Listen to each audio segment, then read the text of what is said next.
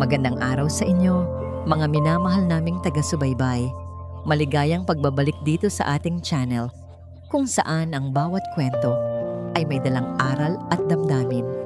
Handa na ba kayong muling pakinggan ang isang salaysay na susubok sa ating pangunawa sa tunay na halaga ng isang tao?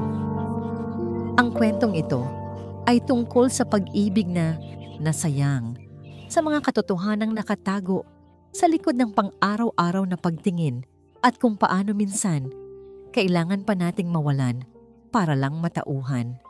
Halina't pakinggan natin ang kwento ni na Alonsina at Bayan. Kumalatog ang tinidor sa mamahaling plato, isang tunog na pumunit sa katahimikan ng hapagkainan. Nandidiri, tiningnan ni Alonsina ang asawang si Bayan, na ngayon ay abala sa pagpulot ng nahulog na pagkain sa Persian carpet na nagkakahalaga ng 6 na buwang sahod nito. Bayan, ano ba? Singhal ng kanyang ina na si Hiraya. Ang mukha ay lukot na lukot sa pagkadismaya. Mag-ingat ka naman. Alam mo ba kung magkano ang alpombra na yan? Hindi umimik si Bayan. Dahan-dahan niyang pinulot ang bawat piraso ng pagkain gamit ang kanyang mga daliri. Mga daliring may kalyo, mga kamay na laging may bakas ng langis at grasa. Ang mga kamay na yon ang pinakakinaiinisan ni Alonsina sa lahat. So unprofessional, bulong ni Alonsina. Sapat lang para marinig ng asawa. Kahit sa pagkain man lang, Bayan, ipakita mo namang may pinag-aralan ka. Tumayo si Bayan, hindi tumitingin sa kanila. Kumuha siya ng basahan at tahimik na nilinis ang sahig. Para siyang anino sa sarili nilang pamamahay. Isang aninong 4 na taon na nilang hindi pinapansin. Maliban na lang kung may kailangan silang ipagawa o may gusto silang kutyain. Pagkatapos ng hapunan, habang naghuhugas ng pinggan si Bayan, naupo si Alonsina sa kanyang mamahaling sofa, abala sa kanyang trabaho sa laptop. Maya-maya, isang matinis na tunog ang narinig mula sa security panel malapit sa pinto.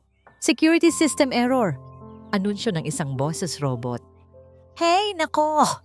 Sigaw ni Hiraya mula sa kusina. Pati ba naman iyan, sira na rin. Bayan, ayusin mo nga yan. Nakita ni Alonsina mula sa gilid ng kanyang mga mata ang paglapit ni Bayan sa panel. Pagkatapos ay kinuha nito ang luma at gasgas na nitong laptop, isinaksak ang isang kable sa kung saan at nagsimulang mag-type. Napailing na lang si Alonsina. Naglalaro lang siguro ito ng kung ano. Ano nga bang alam ng isang simpleng technician sa isang state-of-the-art Italian security system? Ilang sandali pa, isang mahinang beep ang tumunog. Naging berde ang ilaw sa panel. Bumalik si Bayan sa paghuhugas ng pinggan na parang walang nangyari. Ayan, umayos na yata, sabi ni Alonsina sa sarili. Hindi man lang nag-abalang magpasalamat. Kinabukasan, nagising si Alonsina sa isang kakaibang katahimikan. Walang amoy ng kapeng inihanda para sa kanya. Walang tunog ng mga kubyertos mula sa kusina.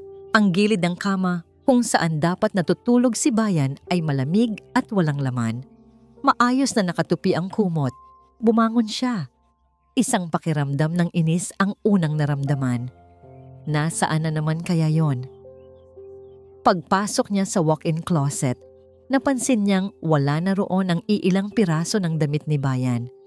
Bukas ang cabinet, walang laman. Ang lahat ng gamit ni Bayan, ang mga lumang sapatos, ang iisang relo, ang mga libro, ay naglaho. Bumalik siya sa silid at doon, sa ibabaw ng unan kung saan dapat nakahiga ang ulo ni Bayan, ay may isang puting sobre. Nanginginig ang kamay na binuksan niya ito. Sa loob ay isang papel, isang divorce paper. Nakasulat ang pangalan niya at sa ilalim, ang pirma ni Bayan. Kompleto, pirmado na. Hindi lungkot ang naramdaman ni Alonsina, hindi panghihinayang. Isang ngisi ang gumuhit sa kanyang labi. Sa wakas, bulong niya.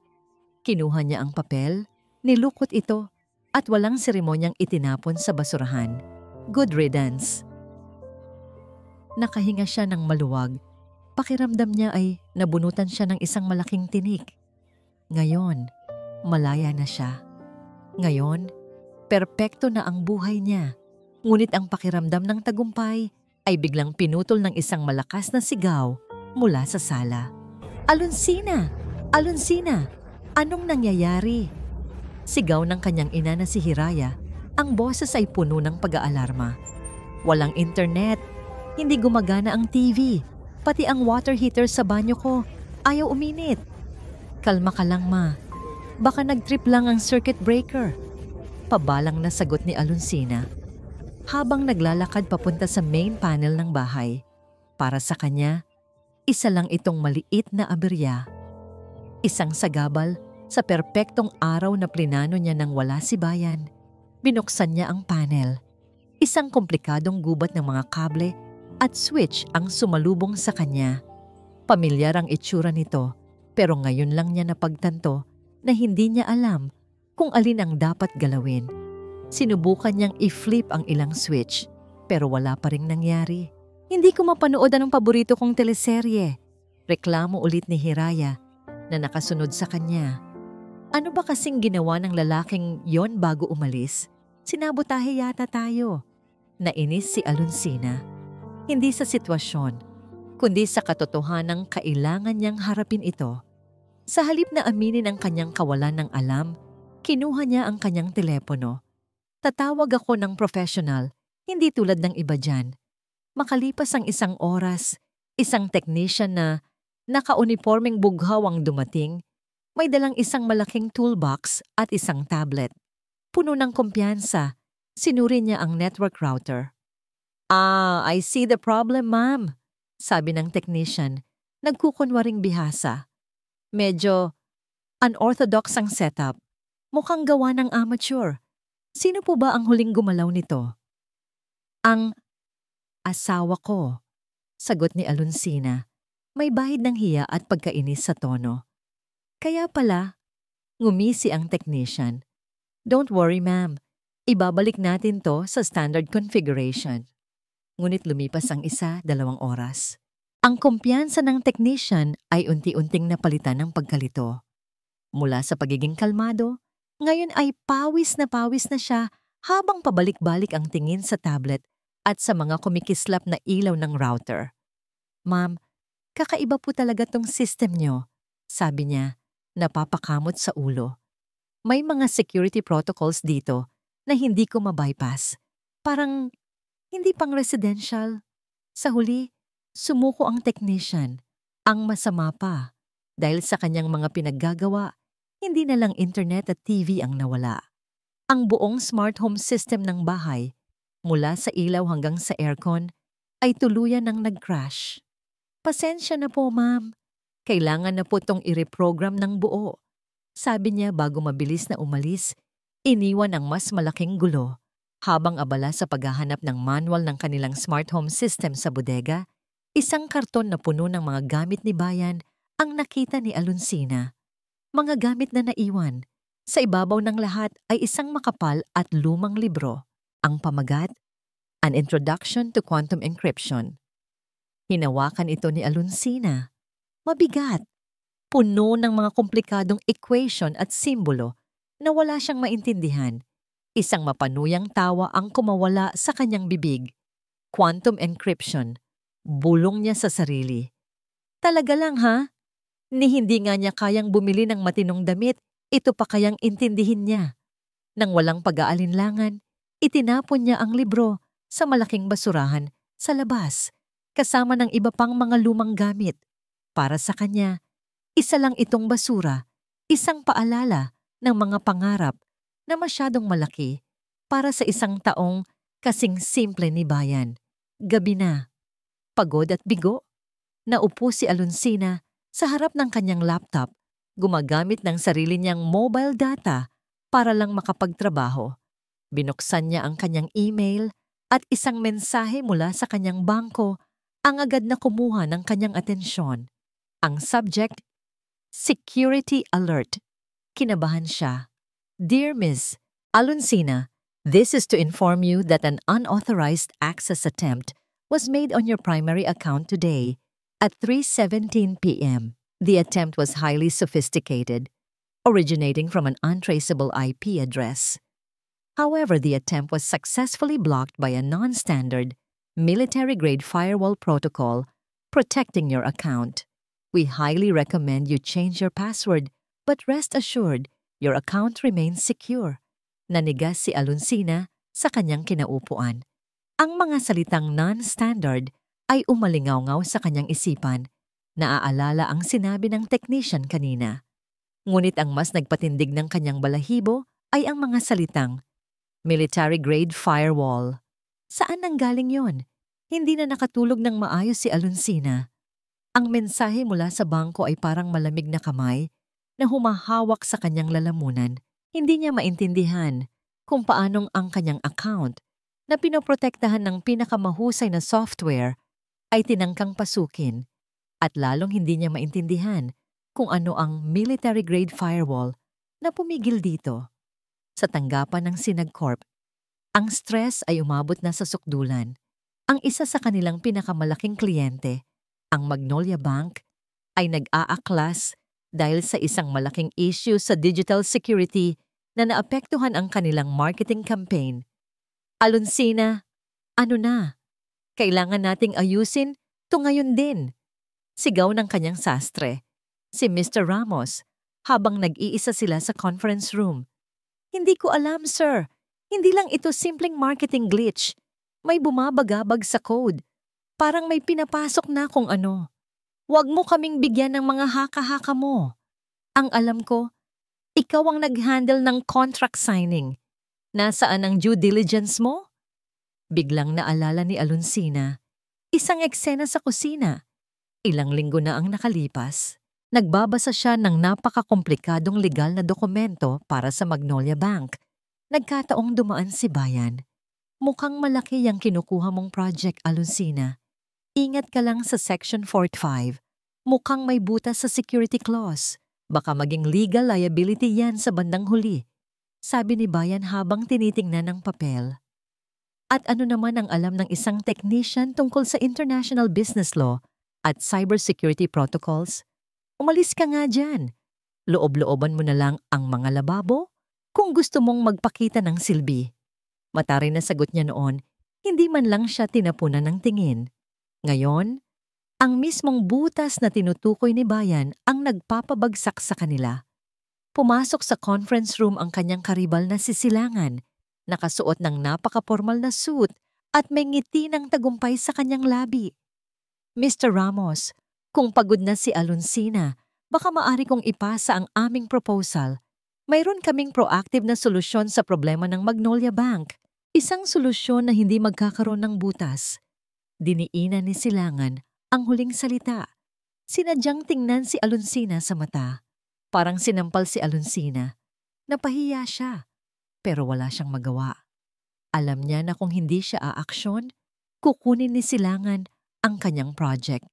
At malamang, pati ang kanyang posisyon. Hindi, sir. Aayusin ko to. Mariin niyang sabi. Mayroon ka pang 1 linggo, Aluncina. Kung hindi, ibibigay ko na ito kay Silangan. Nakita mo na ang resulta ng iyong kapabayaan. Nang makalabas si Mr. Ramos at si Silangan, nagbato si Aluncina ng ballpen sa dingding. Puno ng galit sa sarili. Galit dahil sa kanyang pagmamataas. Dahil sa kanyang pagkadisgusto, dahil sa kanyang pagiging bulag, dahil sa arogansya niya, nagawa niyang isantabi ang isang simpleng babala mula sa taong nag-aalaga pala sa kanya ng palihim.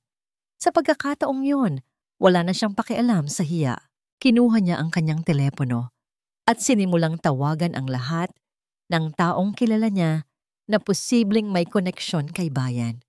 Mga katrabaho sa dating shop, mga kaibigan sa high school, kahit ang mga kapitbahay na minsang tinulungan ni Bayan sa pag-aayos ng kuryente, lahat ay may iisang sagot. Hindi namin alam. Matagal na siyang umalis. Wala. Wala siyang makita. Naglaho si Bayan na parang bula at ang tanging ebidensya na mayroong bayan sa kanyang buhay ay ang pagkawasak ng kanyang trabaho. Kring! Kring! Biglang tumunog ang telepono. Si Hiraya. Aluncina, nandyan ka ba? Nawala ang lahat ng pera ko sa bangko. Biglang nag-zero ang account ko. Narinig ni Alonsina ang matinding takot at hysterics sa boses ng kanyang ina. Hindi na umuwi si Alonsina sa kanilang bahay. Mula sa Sinagcorp, dumiretso siya sa pinakamalapit na branch ng bangko ni Hiraya, nagmamadaling ayusin ang financial disaster na nangyari. Habang inaasikaso ang mga papeles, ang isip niya ay lumipad pabalik sa military-grade firewall na nagligtas sa sarili niyang account. Sinong tao ang may kakayahang mag-setup ng ganoong klaseng security protocol? At bakit niya iyon gagawin para sa akin? Ang tanging lohikal na sagot ay si Bayan.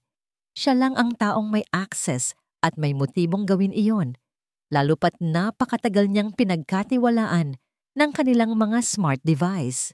Pero paano? Isang simpleng technician na may 8,000 na sahod, ang lahat ng daan ay tila bumalik sa pinakamababang punto ng kanyang buhay, ang dating pinagtatrabahuhan ni Bayan. Nagmaneho si Alonsina patungo sa kabilang dulo ng Puerto ng Liwanag, sa isang squalid na bahagi ng bayan kung saan matatagpuan ang maliit at madilim na repair shop na may signboard na halos natatakpan na ng kalawang. Amoy mantika at usok ang hangin. Pumasok siya sa shop. Ang ingay ng mga tool at ang singaw ng mga electronic parts ay sumalubong sa kanya. Isang lalaking may edad at may salamin ang naghihinang ng isang circuit board. Siya si Mang Bert, ang dating amo ni Bayan. Mang Bert, ako po si Alonsina, asawa po ni Bayan. Sabi ni Alonsina, pilit na pinapanatili ang kanyang professional composure. Binitawan ni Mang Bert ang kanyang tool at tumayo.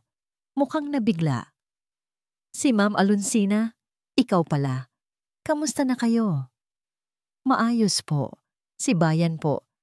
Naghahanap po ako ng ilang impormasyon tungkol sa kanya. Alam niyo po ba kung nasaan siya?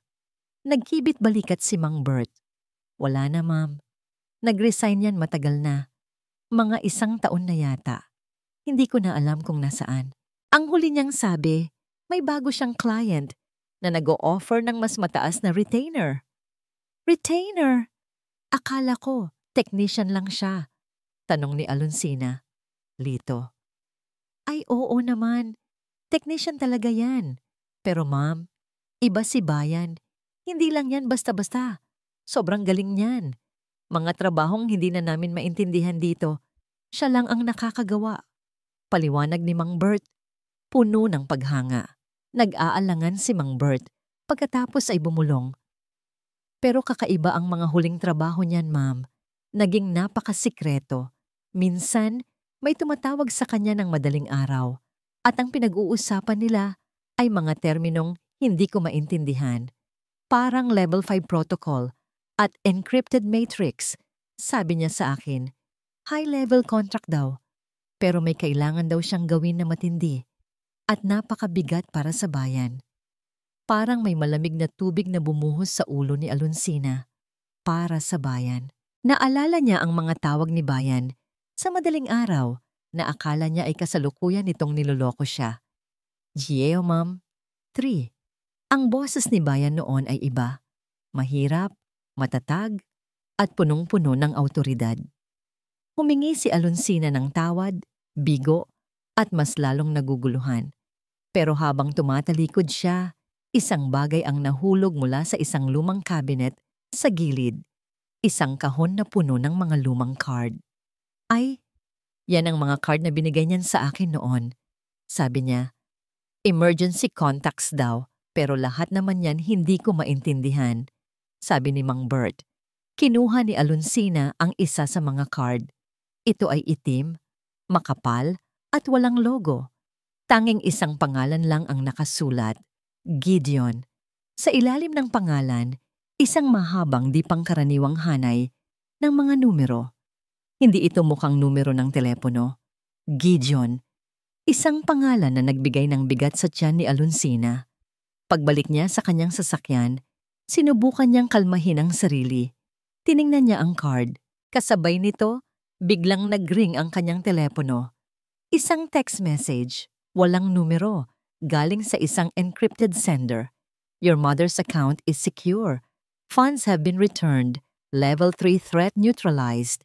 Kinabukasan sa Sinagcorp, ang tensyon ay parang kable na malapit ng maputol. Sumisikip ang dibdib ni Alonsina. Ang mensahe na natanggap niya ay nagbigay sa kanya ng kakaibang pakiramdam. Pinaghalong ginhawa at pagkabahala. Ginhawa dahil ligtas ang pera ng kanyang ina. Pagkabahala dahil sino ang nagpadala ng text. At paano nila nagawa iyon. Pero walang oras para mag-isip. Ang kanyang proyekto, sa Magnolia Bank ang kanyang prioridad. Nagkumpulan ang mga empleyado sa conference room. Ang mga mata ay nakatuon kay Mr. Ramos na mukhang galit na galit. Ito ang balita, Alonsina. Sigaw ni Mr. Ramos, halos lumipad ang laway. Kinukuha na ng Magnolia Bank ang kontrata natin. At hindi lang iyon, nakipag-ugnayan na sila sa ibang kumpanya para sa kanilang bagong digital security campaign. Tila bumagsak ang buong mundo ni Alonsina. Ang kanyang pwesto, ang kanyang reputasyon, ang lahat ng pinaghirapan niya ay guguho na parang baraha. At hulaan mo kung sino ang nakakuha ng kontrata, Alonsina.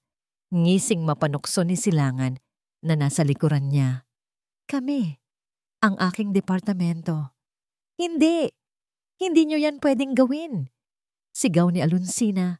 Ang kanyang boses ay nanginginig. Magagawa namin, Alonsina, kalmadong sabi ni Silangan. Dahil ang butas na binanggit mo noon ay ginamit ng isang hacker para ma-access ang kanilang system. Buti na lang at handa kami sa aming proactive cyber defense strategy na nakita sa kontratang pinirmahan mo. Ang butas. Ang salitang yun ay umalingaw-ngaw sa kanyang isipan. Ang butas na binalaan ni Bayan, ang butas na pinagtatawanan niya. Ngayon, ang butas na yon ang naging daan sa kanyang pagbagsak. Pinagmasdan ni Alonsina si Silangan na nakatayo ng matayog. Ang ngiti ng tagumpay ay nagniningning sa kanyang mukha. Pakiramdam niya ay isa siyang basahan na itinapon sa isang sulok. Ang kanyang buong pagkatao, ang kanyang pagmamataas bilang isang successful na babae, ay nadurog. Sa bawat salita ni Silangan, mas nare-realize niya ang kanyang pagkakamali, ang kanyang kayabangan, ang kanyang pagiging bulag. Ikaw ang may kasalanan dito, Alonsina. Ikaw. Nang matapos ang pulong, nagmamadaling lumabas si Alonsina. Hindi niya kayang harapin ang mga tingin ng kanyang mga kasamahan. Pumasok siya sa kanyang sasakyan at doon, sa gitna ng matinding trapiko, hindi niya na napigilan ang kanyang luha. Bigo. Galit. Puno ng pagsisisi. Sariwang-sariwa sa kanyang isip ang mga eksena ng kanyang pagmamataas. Ang mga araw na inalipusta niya si Bayan. Ang kanyang mga kamay na laging may dumi. Ang kanyang mga salita na minamaliit ang kakayahan nito. Napakasakit. Sa loob ng 4 na taon, pinrotektahan siya ni Bayan mula sa mga problema, sa mga aberya, maging sa mga banta na hindi niya alam na naroon pala. Sa loob ng 4 na taon, umasa siya sa isang tao na itinuring niyang isang anino, isang walang silbi, habang ito pala ang kanyang pundasyon. Nagring ang telepono niya. Hiraya, Alonsina, nandyan ka ba? Saan ka ba galing? Bakit biglang bumalik ang lahat ng pera ko sa bangko? At sino ang nagpadala ng text na ito? Ang seguridad ay naibalik. Ang banta sa antastres ay na-neutralize. Ano yan, Alonsina? Sino ang naglalaro sa akin? Walang makuhang salita si Alonsina. Ang kanyang ina, ang kanyang sarili, ang lahat ng mga taong pinrotektahan ni Bayan. Kung wala si Bayan, ano na sila? Ang balita tungkol sa pagbabalik ng pera sa account ni Hiraya ay nagpabilis sa tibok ng puso ni Alonsina. Hindi ito kaguluhan, hindi ito laro. Ito ay proteksyon. At iisa lang ang tao na kaya at handang gumawa nito. Hindi na siya nag-aksaya ng oras. Kinontak niya ang kanyang lumang kaklase sa universidad, si Carlo, isang IT expert na ngayon ay nagtatrabaho sa isang kilalang tech company. Carlo, may favor sana ako. Bungad ni Alonsina. Ang boses ay nagmamadali. May isang card ako dito. May pangalan lang na Gideon at isang string ng mga numero. Pwede mo bang tingnan kung ano to? Ipinadala niya ang litrato ng card. Ilang minuto lang, tumawag na si Carlo. Ang boses ay puno ng pagtataka at paghanga. Alonsina, ano to? Saan mo nakuha to? Halos pabulong na tanong ni Carlo. Hindi to ordinaryong numero. Hindi to telepono. Ito ay isang set ng GPS coordinates, Alonsina. Pero ang nakapagtataka, encrypted. At ang encryption method, hindi ko pa nakita kailanman. Encrypted? GPS coordinates? Nalito si Alonsina. Ibig mong sabihin isang lugar? Oo, pero ang mas nakakagulat, hindi ito lumalabas sa commercial maps. Kailangan ng specialized software para ma-decrypt at ma-locate. Wait lang, na-decode ko na. Alonsina, nasa isang security zone ito. Isang facility. Tila may bumagsak na bato sa tiyan ni Alonsina. Security zone? Facility? Ang lahat ay nagsisimulang magkaroon ng nakakapanindig balahibong koneksyon. Ang mensahe ng bangko, ang military-grade firewall, ang level 3 threat neutralized, at ang biglaang pagkawala ni Bayan. Sa mga sandaling iyon, hindi niya na naisip ang kanyang career. Hindi niya na inalala ang kanyang pagkalugi sa Sinag Corp. Isang pangalan lang ang umalingaw-ngaw sa kanyang isipan, Bayan, at isang pakiramdam ng pagkakasala ang pumunit sa kanyang puso. Pinilit niyang ikonekta ang lahat ng mga piraso ng puzzle, ang pag-aayos ni Bayan ng mga sira sa bahay, ang luma niyang laptop, ang libro tungkol sa quantum encryption na itinapon niya, ang mga tawag sa madaling araw. Ang lahat ng ito ay ngayon nagbigay ng isang malinaw na larawan, ngunit ang larawan ay kabaligtaran ng lahat ng inakala niya.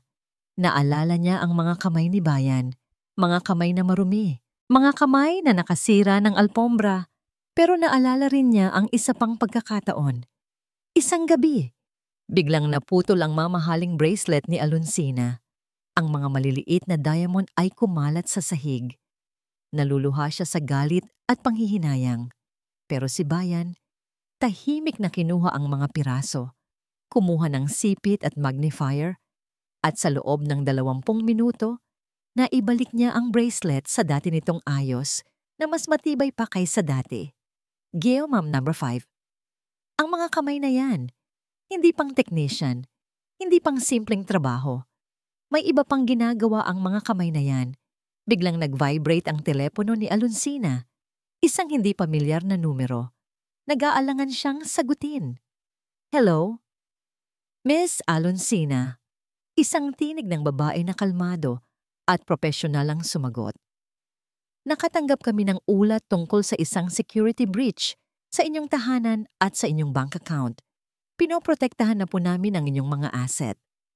Sino kayo? Tanong ni Alonsina. Ang kanyang lalamunan ay tila tinakpan. Kami po ang nagpapatakbo ng system na sinetap ng Mr. Bayan ninyo. Sagot ng babae. At kailangan po naming ipaalam sa inyo. Ang security breach na yon ay hindi lang para sa pera ninyo. Target po talaga kayo. Nanlaki ang mga mata ni Alonsina. Target? Siya? Bakit? I'm sorry, pero sino ang Mr. Bayan ninyo?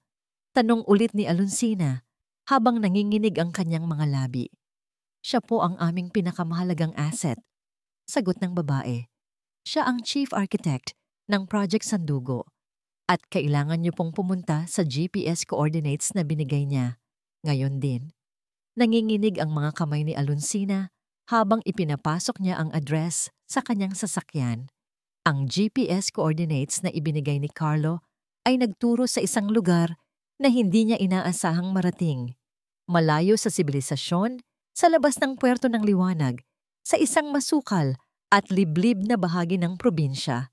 Ang mga kalsada ay nagiging sementado, pagkatapos ay bato, at sa huli ay puro lupa na lamang.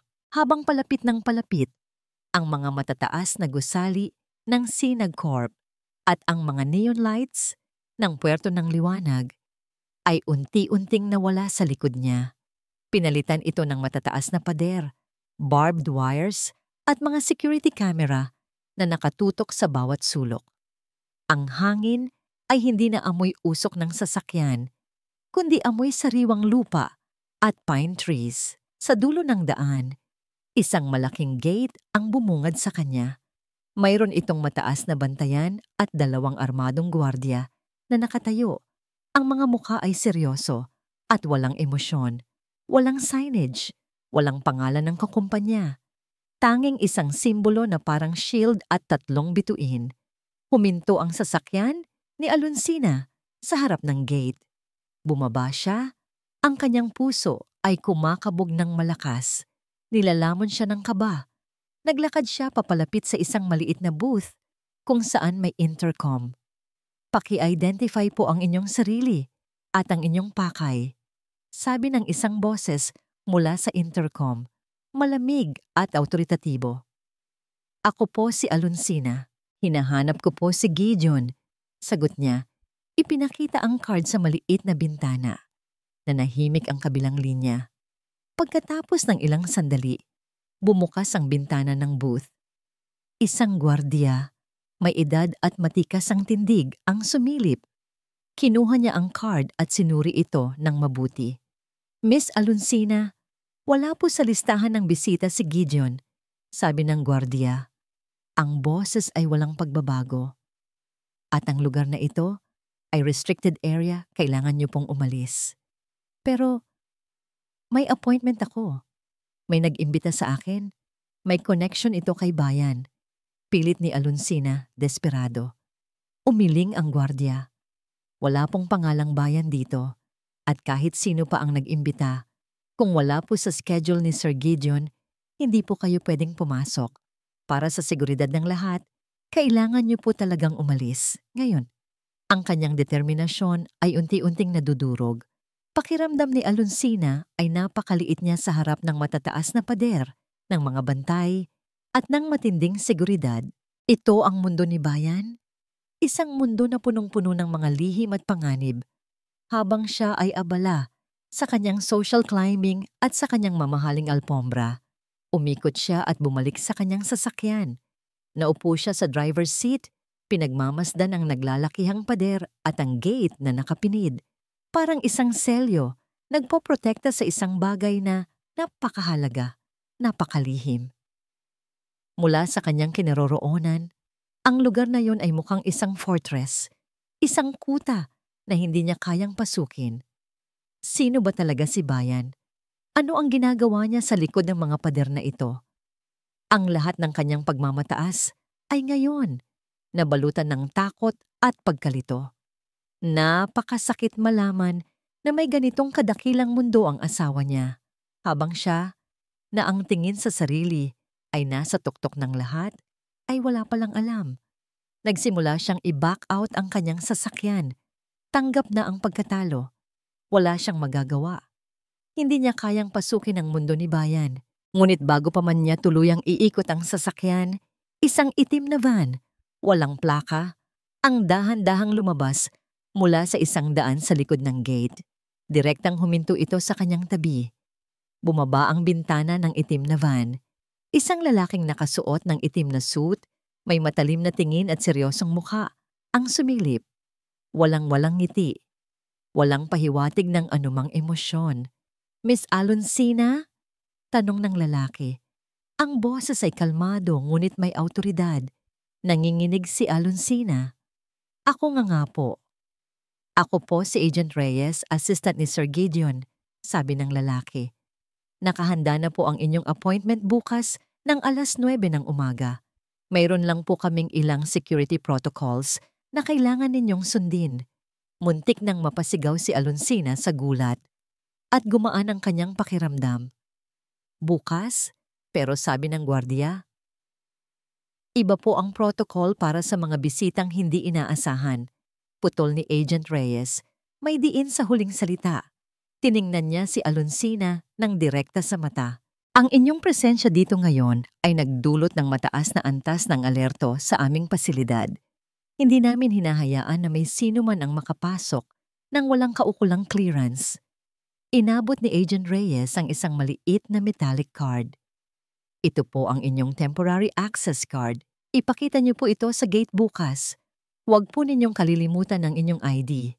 At higit sa lahat, huminto siya at tumingin ng mas seryoso kay Alonsina. Huwag po ninyo itong subukang gamitin sa anumang hindi autorisadong paraan. Ang bawat galaw nyo, bawat digital footprint, ay aming nasusubaybayan. Pakiramdam ni Alonsina ay binasa ang lahat ng kanyang iniisip. Ang kanyang mga nakatagong pag-asa na baka makahanap siya ng paraan para makalusot. Gideon, bulong niya sa sarili. Tinatanong ang pangalan na yon. Si Sir Gideon po ang inyong makikita bukas at siniguro po niyang kayo ay makikipagkita kay Mr. Bayan matapos ang aming briefing. Dagdag ni Agent Reyes, parang nabasa niya ang kanyang iniisip. Para namang may kuryenteng dumaloy sa katawan ni Alonsina. Makikita niya si Bayan.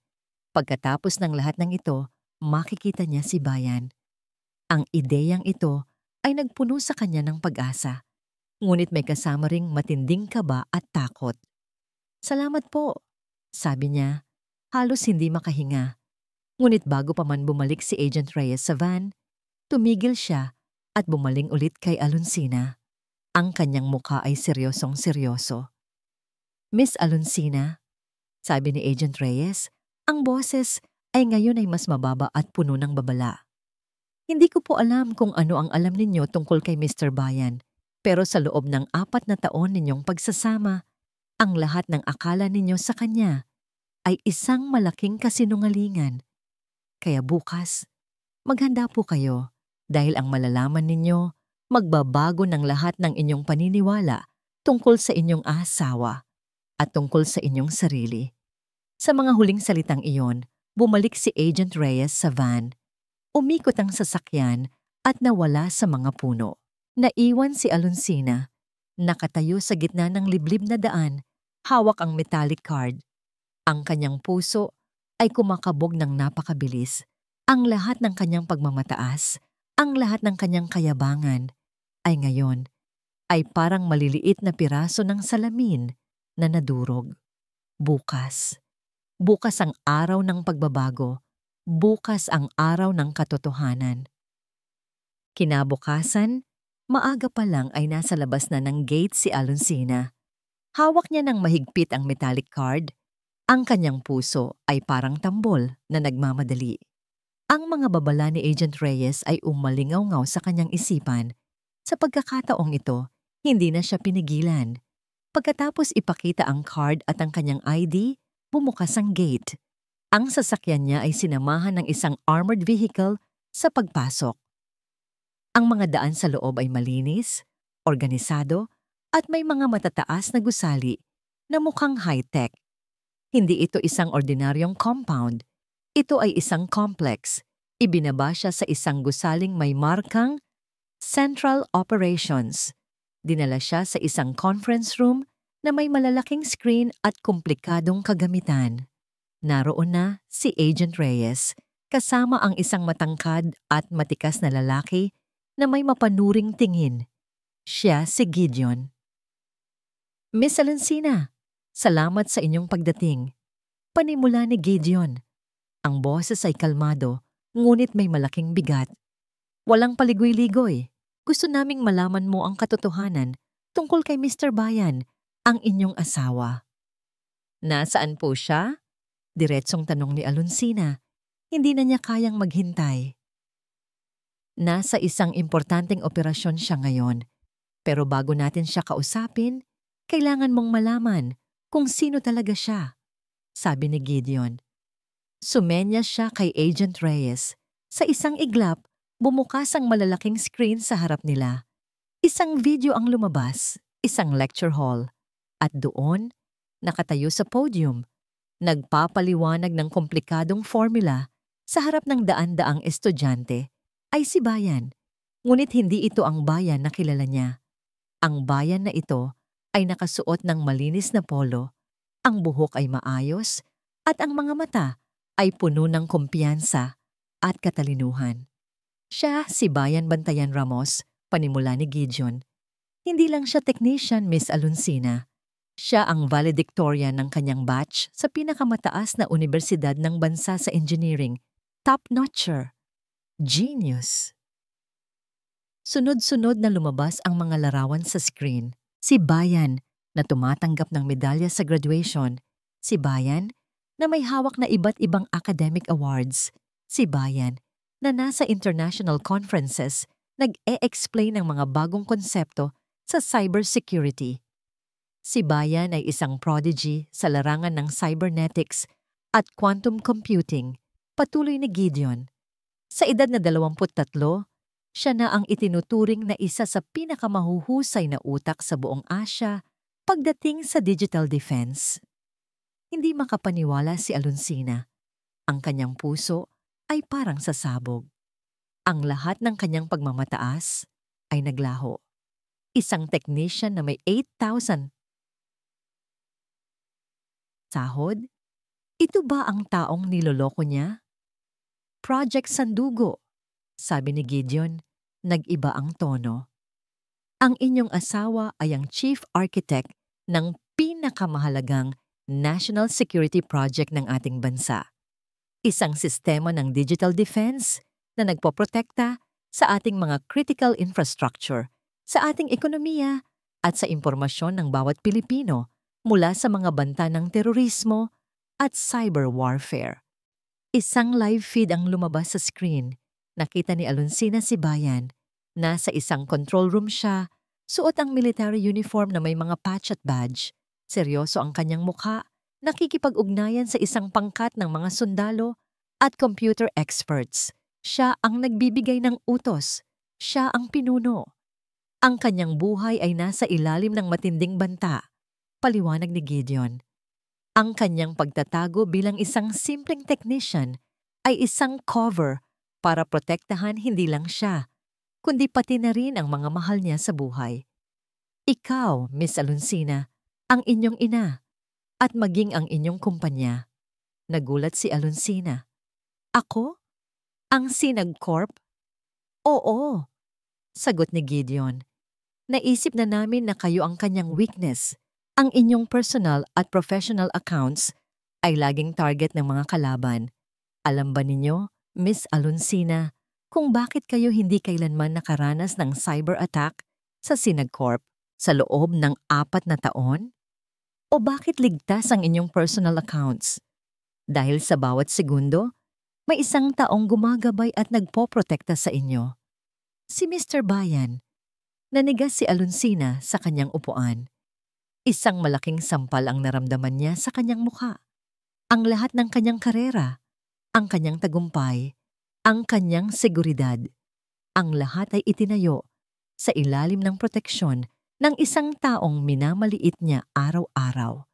Ang butas sa kontrata ng Magnolia Bank, ang mga pagnanakaw sa account ni Hiraya, ang mga ito ay simula pa lang. Miss Aluncina, sabi ni Gideon, malungkot ang tingin. Ang kontrata ni Bayan ay tumagal ng 6 na taon, 2 taon pa. Ang dahilan kung bakit siya umalis at nag-file ng divorce papers ay dahil nailangan niya kayong protektahan. Ang mga kalaban ay malapit nang matuklasan ang kanyang koneksyon sa inyo. At kapag nalaman nila iyon, kayo ang magiging target. Ang paghinga ni Aluncina ay naging mabigat. Ang mga salita ni Gideon ay parang mga saksak sa kanyang puso. Ang bawat sandali ng kanyang pagmamataas ay nagiging isang matalim na balaraw na tumatagos sa kanyang kaluluwa. Hindi ko maintindihan. Bulong ni Aluncina. Ang kanyang boses ay nanginginig. Paanong nangyari ang lahat ng ito? Bakit hindi niya sinabi sa akin? Dahil sa security protocols, Miss Aluncina, paliwanag ni Gideon, ang kanyang tinig ay puno ng empatiya. Hindi niya maaaring ilagay sa panganib ang proyekto at ang buhay mo. Ang kanyang trabaho ay nangangailangan ng absolute secrecy. Ang desisyon niyang lumayo ay hindi dahil sa wala na siyang pagmamahal, kundi dahil sa pagmamahal niya sa inyo. Ipinakita ni Gideon ang ilang mga dokumento. Si Bayan Ramos, sabi niya, ay binigyan ng full scholarship sa halos lahat ng top universities sa US at Europe. Nagsimula siya ng sarili niyang startup na inacquire ng isang multi-billion-dollar tech giant sa Silicon Valley. Ang kanyang net worth ay tinatayang nasa daan-daang milyong piso. Para namang may sumabog sa loob ng dibdib ni Alonsina, daan-daang milyong piso, isang simpleng technician na may 8,000 na sahod, ang kanyang buong mundo ay bumagsak. Pero imbes na tanggapin ang lahat ng ito, patuloy ni Gideon, pinili niyang bumalik sa Pilipinas, pinili niyang magsilbi sa bansa. Alam niya ang banta sa ating digital infrastructure at handa siyang isakripisyo ang lahat, ang kanyang kayamanan, ang kanyang reputasyon, maging ang kanyang personal na kaligayahan para lang maprotektahan ang kanyang bayan. Ang mga alaala ay nagsimulang dumaloy sa isipan ni Alonsina. Ang pagkasira ng aircon sa gitna ng tag-init at si bayan na tahimik na inayos ito. Ang pagkabagsak ng computer ni Hiraya at si bayan na nag-reformat ng system at naglagay ng antivirus. Ang mga araw na siya ay abala sa kanyang trabaho at si bayan na naghanda ng kanyang kape, nag-ayos ng kanyang gamit at nag-alaga sa kanilang bahay. Ang mga tawag sa madaling araw na akala niya ay kasalukuyan niyang niloloko siya. Ang bawat pagmamaliit niya, ang bawat pangungutya, ang bawat pagtawa, ang lahat ay ngayon bumalik sa kanya na parang isang malaking halimaw na nagngangalit. Siya ang nag-ayos ng lahat. Siya ang nagprotekta. Siya ang nagtatanggol. Siya ang gumagawa ng lahat. Gumuho si Alonsina sa upuan. Ang luha ay umagos mula sa kanyang mga mata, hindi na dahil sa galit o pagkadismaya, kundi dahil sa matinding pagsisisi. Isang pagsisisi na ngayon lang niya naramdaman sa buong buhay niya. Siya ang nagligtas sa Sinag-Corp mula sa mga cyber attack na hindi ninyo alam na nangyayari. Siya ang nagligtas sa account ng inyong ina. Siya ang naglagay ng firewall sa inyong account. Sabi ni Gideon, nagbigay ng isang folder. Ito ang mga logs. Lahat ng pagtatangka na pasukin ang inyong mga account at ang aming pagharang dito mula nang magsimula ang kanyang proyekto. Tiningnan ni Alonsina ang folder. Isang makapal na dokumento, puno ng mga petsa at oras at ang mga salitang blocked, neutralized, prevented. Libu-libong insidente, libu-libong beses na pinrotektahan siya ni bayan nang hindi niya nalalaman. Ang kanyang buong career, ang kanyang pwesto, ang kanyang yaman, ang lahat ay protektado ng lalaking itinuring niyang basura. Kailangan ko siyang makausap, bulong ni Alonsina. Ang kanyang boses ay halos hindi na marinig. Kailangan kong humingi ng tawad. Tiningnan ni Gideon si Alonsina. Ang kanyang muka ay puno ng pangunawa. Miss Alonsina, naintindihan namin. At naiintindihan din namin kung bakit niya gustong makita kayo. Tumayo si Gideon. Humiling si bayan na makipagkita sa inyo. Isang huling beses bago siya ilipat sa isang safe house na hindi pwedeng ipaalam ang lokasyon. Handa ba kayong makita siya? Naglakad si Alonsina sa isang mahaba, puting koridor. Ang bawat hakbang ay mabigat, puno ng kaba at pangamba. Ang isip niya ay lumilipad, naghahanda sa kung anong sasabihin niya. Paano siya hihingi ng tawad sa lahat ng kanyang ginawa? Paano niya maipapaliwanag ang kanyang pagiging bulag? Dinala siya ni Agent Reyes sa isang maliit na silid. Walang bintana. May isang mesa sa gitna at 2 upuan. Simple, malinis, at puno ng katahimikan. Hintayin niyo lang po siya dito, Miss Alonsina, sabi ni Agent Reyes pagkatapos ay lumabas at sinara ang pinto. Naupo si Alonsina. Ang kanyang puso ay kumakabog ng malakas. Ilang minuto lang, bumukas ang pinto. Pumasok si bayan. At sa sandaling iyon, halos hindi siya makilala ni Alonsina. Wala na ang bayan na laging nakayuko, laging nakayapak. Ang bayan na pumasok ay nakasuot ng isang malinis na itim na polo. Ang kanyang buhok ay maayos at ang kanyang tindig ay matikas. Ang kanyang mga mata, na dati puno ng pagkamahiyain, ay ngayon ay matalim, matatag, at puno ng awtoridad.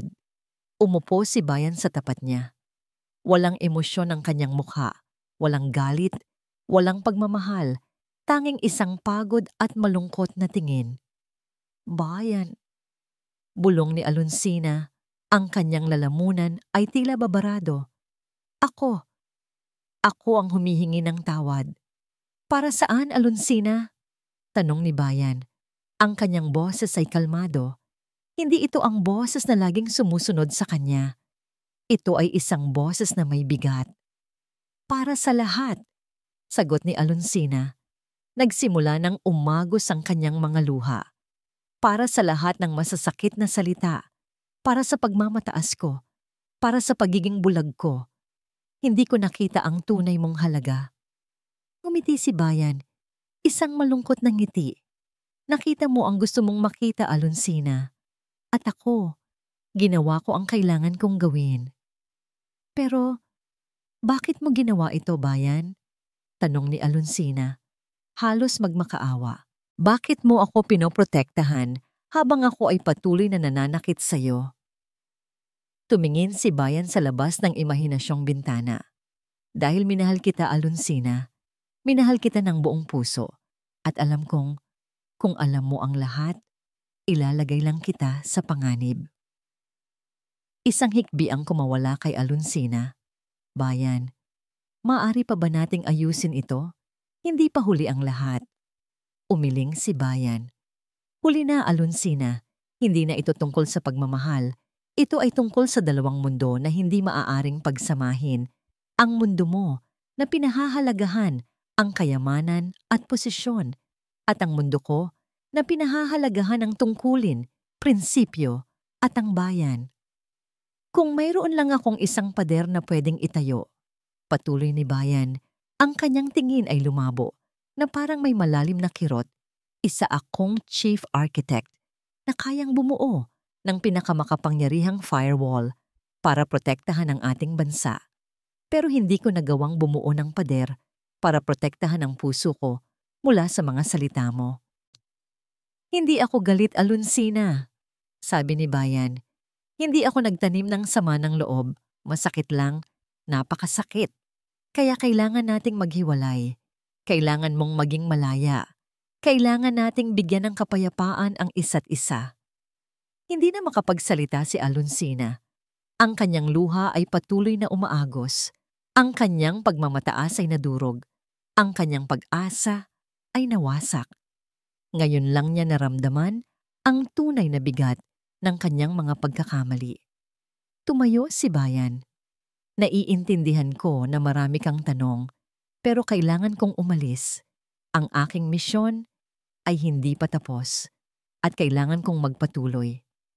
Naglakad siya patungo sa pinto. Bayan! Bulong ni Alonsina. Umaasa pa rin sa isang himala. Humarap si Bayan sa kanya. Ang kanyang mga mata ay puno ng lungkot. Ngunit matatag. Alonsina, ingatan mo ang iyong sarili. At sana, sa susunod, makita mo ang tunay na halaga ng mga tao, hindi ang kanilang anino. At sa mga huling salitang iyon, binuksan ni Bayan ang pinto at lumabas. Sarado ang pinto. Iniwan si Alonsina na nag-iisa sa loob ng silid, kasama ang kanyang pagdurog na pagsisisi. Makalipas ang ilang buwan, ang matatayog na gusali ng Sinagcorp ay nawala na sa paningin ni Alonsina. Nag-resign siya. Hindi na niya kayang manatili sa isang lugar na puno ng alaala ng kanyang pagmamataas at pagkabulag. Ang kanyang pwesto ay napunta kay Silangan, ngunit sa pagkakataong ito, wala siyang naramdamang galit o inggit. Tanging isang matinding pagod. Bumalik si Alonsina sa kanyang pinakasimpleng pangarap, ang magkaroon ng sariling maliit na negosyo. Nagbukas siya ng isang consulting firm na nakatuon sa digital security para sa mga maliliit na negosyo, gamit ang mga kaalaman na natutunan niya sa pinakamahirap na paraan. Ang kanyang opisina ay maliit, simple, ngunit may init at kapayapaan. Isang hapon, binisita niya ang kanyang ina. Si Hiraya, ang dating mataray at materialistic na ina, ay nagbago na rin. Nagiging mas tahimik, mas mapagmasid. "Kamusta na ang trabaho mo, anak?" tanong ni Hiraya habang nagkakape sila sa balkonahe. "Maayos naman po, ma," sagot ni Alonsina. May ngiti sa kanyang labi. "Marami akong natututunan at masaya ako sa ginagawa ko." "Alam mo, anak," sabi ni Hiraya, tumitingin sa malayo. "Minsan, ang mga bagay na pinapahalagahan natin, hindi pala yon ang tunay na importante. Sana noon pa lang nakita ko na ang halaga ni Bayan, hindi lang sa pera, kundi sa pagkatao niya." Hinawakan ni Alonsina ang kamay ng kanyang ina. "Hindi pa huli ang lahat, ma. Marami pa tayong matututunan." Sa mga sandaling iyon, naramdaman ni Alonsina ang isang kapayapaan na matagal nang nawala sa kanya. Ang kayamanan, ang kapangyarihan, ang prestihiyo, ang lahat ng ito ay hindi nagbigay sa kanya ng tunay na kaligayahan. Ang tunay na kaligayahan ay nasa pagtanggap ng katotohanan, sa pagpapakumbaba at sa paghahanap ng layunin na mas malaki kaysa sa kanyang sarili. Gabi na. Naupo si Alonsina sa kanyang balkonahe, tinitingnan ang mga ilaw ng puwerto ng liwanag. Hindi na niya ito tinitingnan bilang isang kaharian na kailangan niyang lupigin. Tinitingnan niya ito bilang isang komunidad, isang bayan na kailangan ng proteksyon. Walang bayan sa tabi niya. Ang kanyang pangalan ay isang lihim pa rin sa publiko. Ang kanyang misyon ay patuloy pa rin. Ngunit sa puso ni Alonsina, hindi na siya ang anino na minamaliit niya. Siya ay isang bayani. Isang taong isinakripisyo ang lahat para sa bayan. Isang ngiti ang gumuhit sa kanyang labi. Isang ngiti ng pagtanggap. Isang ngiti ng pag-asa. Mayroong kirot pa rin sa puso niya. Isang kirot ng pagkawala. Ngunit ang kirot na yon ay hindi na mapait. Ito ay isang paalala ng isang pag-ibig na nagturo sa kanya ng pinakamahalagang aral sa buhay.